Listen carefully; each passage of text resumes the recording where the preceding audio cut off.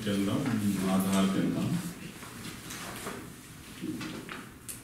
आधार Bapatla Gloria hand చెప్పమ్మా Aadhaar enrolment కూడా 294 మందికి చేయించాం sir. Out of 316 423 sir. Aadhaar 423 Aadhaar లేని వాళ్ళు 316 వీళ్ళందరికీ కలిపి 294 మందికి ఆధార్ ఎన్రోల్మెంట్ చేయించాం. అంటే బర్త్ సర్టిఫికేట్ ఇచ్చిన వాళ్ళకి ప్లస్ ఇంకా చేయించుకోని వాళ్ళకి ఆల్రెడీ వాళ్ళ దగ్గర ఉండి చేయించుకోని వాళ్ళకి మందికి అడ్రస్ చేసేసారు రెవెన్యూ పీపుల్, ఎంతమందికి అడ్రస్ చేయలేదని వస్తుంది. అది నాకు తెచ్చి ఇవ్వండి, డివిజన్ వారీగా అబ్స్ట్రాక్ట్ చేయండి, డీటెయిల్స్ కూడా ఉండాలి.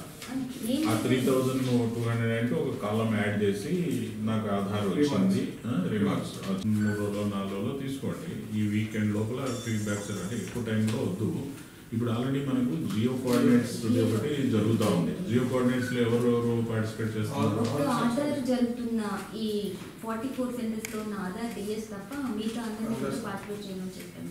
Village ward education welfare assistant చేస్తున్నారు, మహిళా పోలీస్ చేస్తున్నారు, సెక్రటరీ చేస్తున్నారు, అంతే కదా? ఏ నెంబర్లను మినహాయించామా? ఏ నెంబర్లను మినహాయించండి, వాళ్ళు హెల్త్ చూసుకోవాలి కదా, చాలా వర్క్ చేయాలి కదా. అందుకే ఈ 3 రోజులు మీరు వాళ్ళందరికీ వెబ్ఎక్స్ పెట్టుకోండి, వాలంటీర్స్ నుంచి పుష్ చేసి మోటివేట్ చేసి విఆర్ఓస్ కూడా మండే నుంచి మనం వదిలేస్తాం. అందుకే మీరు ఈ 3 రోజులు మ్యాసివ్గా చేయండి, కంప్లీట్ అయిపోయింది. నెక్స్ట్ వీక్ బుధవారం వరకు మీకు మీ పనులకు వదిలేస్తున్నారు. ఈ వీక్ అంతా మీరు చేసుకోండి. ఈ వీక్ అంతా అదే కొంచెం కన్ఫ్యూజ్ అయిపోతుంది.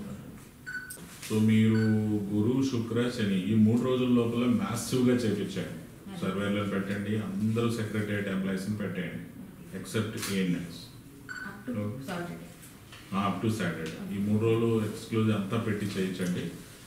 నెక్స్ట్ మండే నుంచి I'm not allowing to work under you surveys. 47 Chirala rural, 44 Santhamaguru, 64 Inkollu rural. ఈ తహసీల్దార్స్ని గట్టిగా రివ్యూ చేసుకోండి. అండ్ మీకు highest Bapatla town and Karlapalem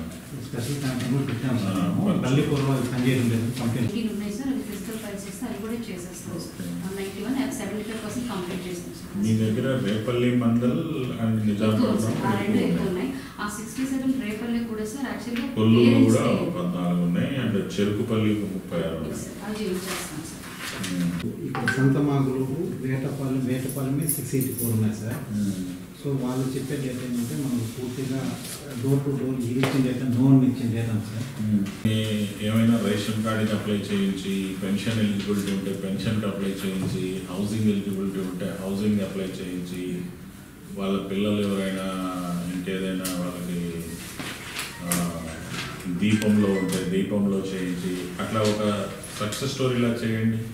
ముగ్గురు కూడా అట్లీస్ట్ ఒక 3-4 తీసుకోండి. మీరు 3 or 4 పీపుల్ని అంటే ఇప్పుడు మనం ఆధార్ చేయించిన పర్పస్ ఏంటి? అంతే కదా, వాళ్ళని ఈ మన స్కీమ్స్కి ఎలిజిబుల్ చేసి వాళ్ళకు బెనిఫిట్ రావాలి అని చేయించాం.